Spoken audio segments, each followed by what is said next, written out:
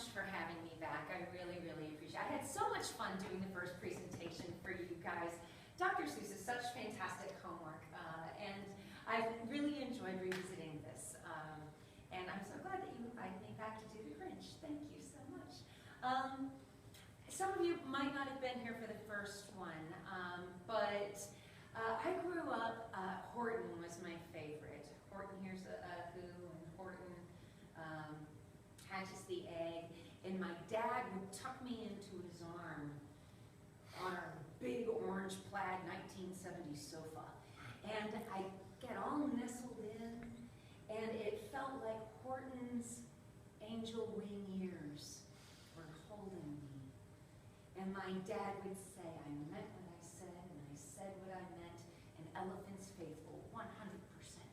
And I knew that he was talking to me. He didn't have to look at the book anymore. He knew those lines because he read it to me a million times. And I knew that he was the faithful one. But as is wont to happen, life kind of started to shift him into the Grinch. Nobody knows why the Grinch's heart was 2 sizes too small, but I know with my dad, he and my mom were completely and totally smitten crazy in love with each other. And when she got sick, he started to hurt. And when she went home, his heart broke. And it shrank, and he became a recluse. He became an alcoholic. And his heart broke. So whenever I read the Grinch, there's always something of my dad in there. And I'm going to let Dr. Suess do the talking for a little while, and I'll revisit this in a second.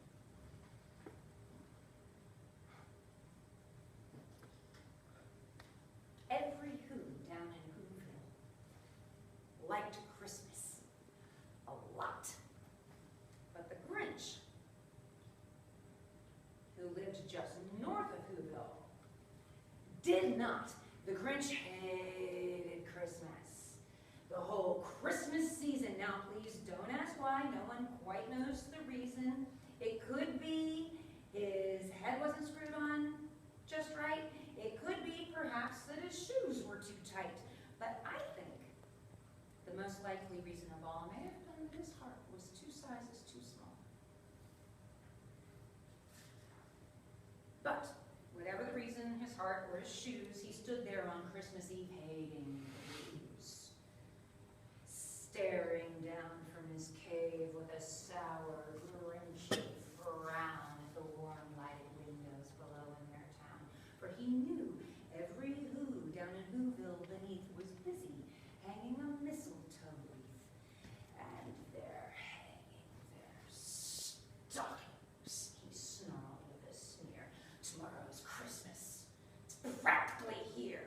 Then he growled with his Grinch fingers nervously drumming, I must find some way to keep Christmas from coming. For tomorrow, he knew, all the Who girls and boys would wake bright and early, they'd rush for their toys, and then, oh, the noise!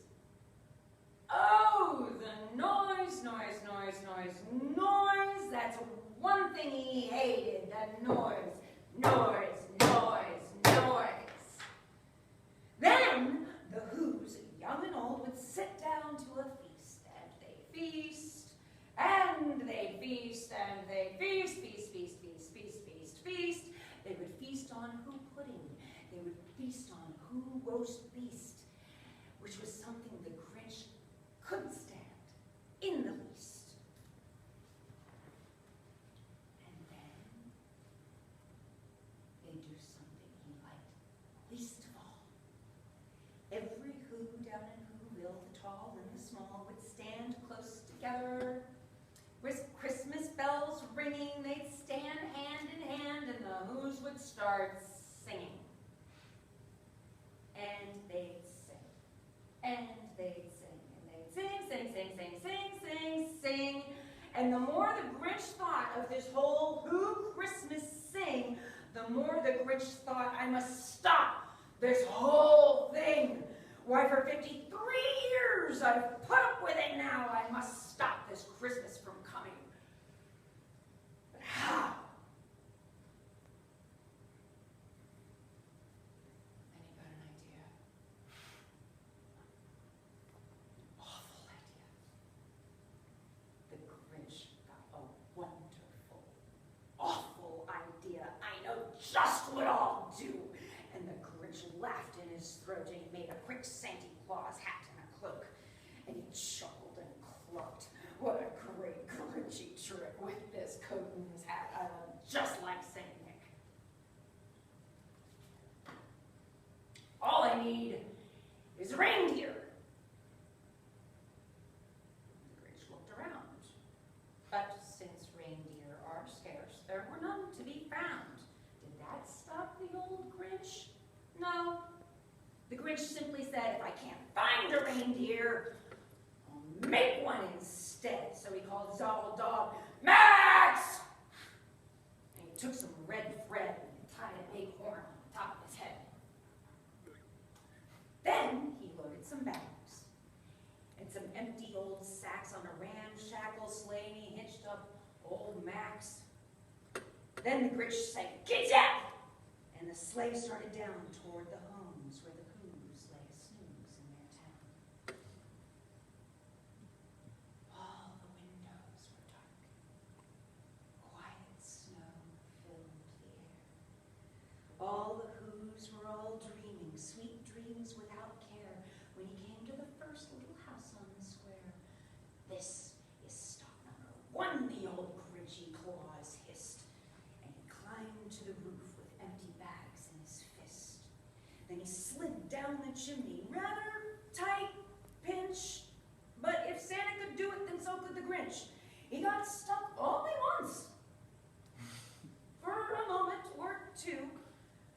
Then he stuck his head out of the fireplace where the little Who's stockings all hung in a row. These stockings, he grinned, are the first things to go.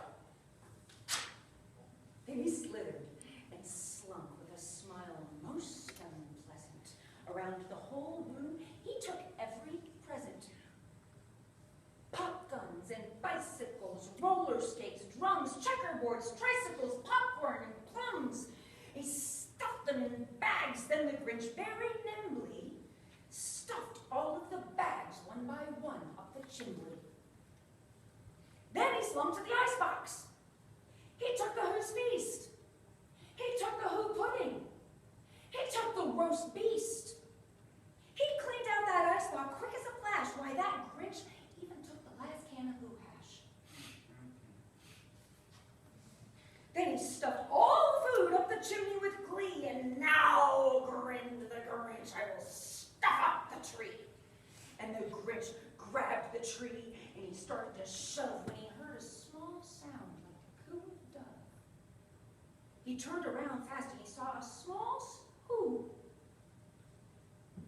Well, Cindy Lou Who.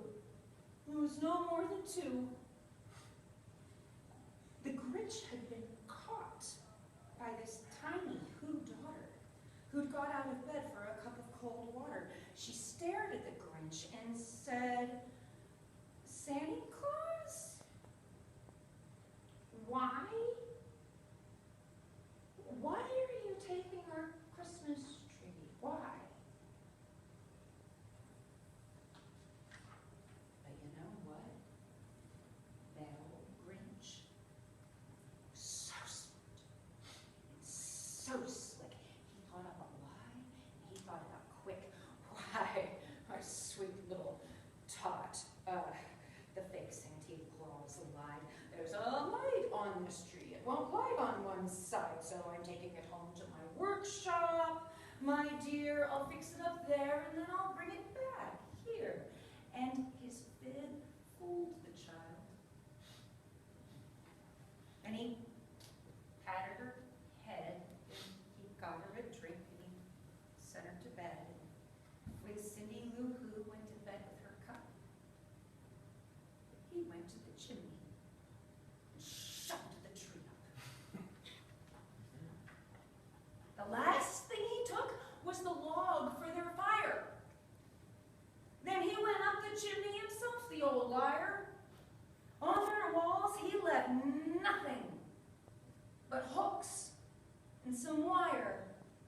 And the one speck of food that he left in the house was a crumb that was even too small for a mouse. Then he did the same thing to the other whose houses, leaving crumbs much too small for the other whose mouses. It was 1:15, all the who's still abed, all the who's still a snooze when he packed up his sled. Packed it up with their presents, the ribbons, the wrappings, the tags and the tinsel, the trimmings, the trappings. 3,000 feet up the side of Mount Crumpet, he rode with his load to the tip-top to dump it. Turn to the who's, thought the Grinch. He was grinchily humming. They're finding out now that no Christmas is coming. They're just waking up. I know just what they'll do. Their mouths will hang open. A minute or two. And then all the crews down the Whoville will cry, boo!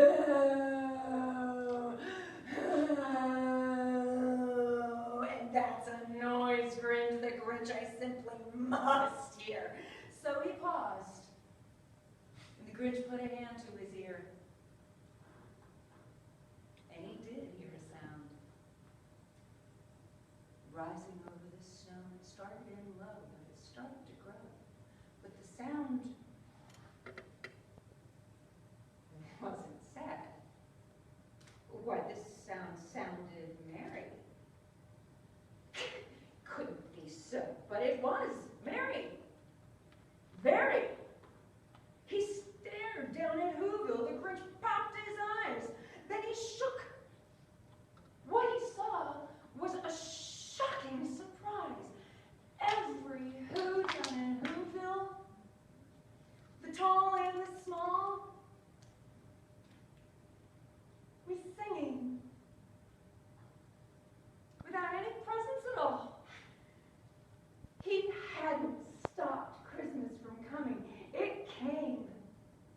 Somehow or other, it came just the same.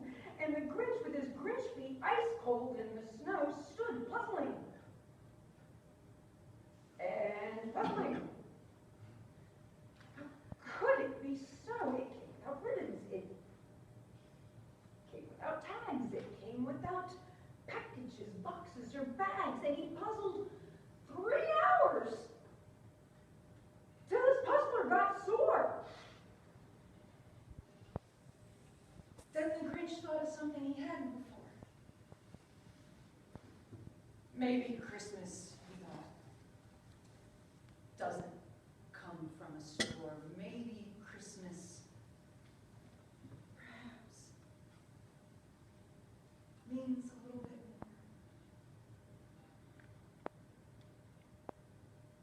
What happened then? Well, in Whoville, they say that the Grinch's small heart grew 3 sizes that day. And the minute his heart didn't feel quite so tight, he whizzed with his load through the bright morning light, and he brought back the toys and the food for the feast. And he himself, the Grinch, carved the roast feast. When I saw my dad's heart grow,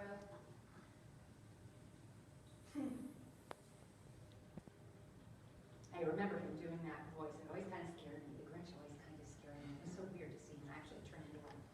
But I had been, and you guys are prayers. I know that you guys are some warriors out here. But you know how sometimes when you're praying and it feels like you kind of fall asleep for a little bit, and then when you kind of say amen, it's kind of like you're waking up from a nap or something? You know? So I had been, it was Christmas Eve that I had moved my dad's hospital bed into the den in front of the fireplace. And I was praying over him, and I kind of woke up. And I saw that a couple of tears had fallen on his forehead. I didn't know I was crying. But a couple of tears fell on his forehead, and I went to wipe them off. And I found myself saying, I claim you. And my dad woke up.